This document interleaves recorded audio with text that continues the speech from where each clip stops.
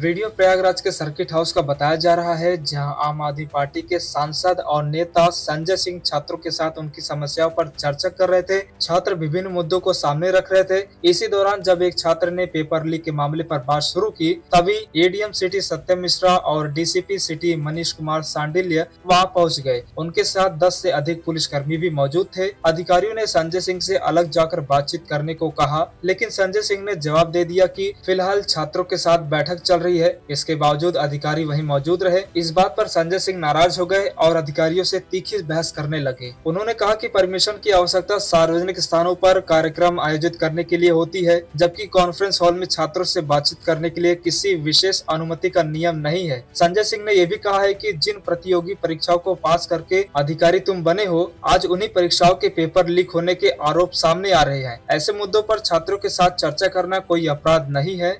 Permission public place में होती है। एडीएम साहब, नियम दिखाइए कहाँ पर ये आपके कॉन्फ्रेंस हॉल में बातचीत करने की परमिशन चाहिए। आप नियम कानून से बात करेंगे ना। कोई देश विरोधी बातचीत हो रही क्या यहाँ पे? परीक्षाओं के पेपर लीक हो रहे हैं। जिन परीक्षाओं को देके आप एडीएम हुए हैं या एसएसपी हुए हैं, कोई आईजी हुआ है, कोई डीजीपी हुआ है, उन्हीं परीक्षाओं के पेपर लीक हो रहे हैं जिसमें आपके बच्चे भी पेपर लीक से प्रभावित है। उस पर चर्चा करना, बातचीत करना गुनाह है डेमोक्रेसी के अंदर, और वो भी बंद कमरे में। ये तो मैं पहली बार देख रहा हूं। यहां तो पता नहीं कितनी बार मैं प्रेस कॉन्फ्रेंस कर चुका हूं, अपनी बात पहली बार मैं देख रहा हूं कि प्रशासन आके कह रहा साहब पेपर लीक पे ही बात मत कीजिए।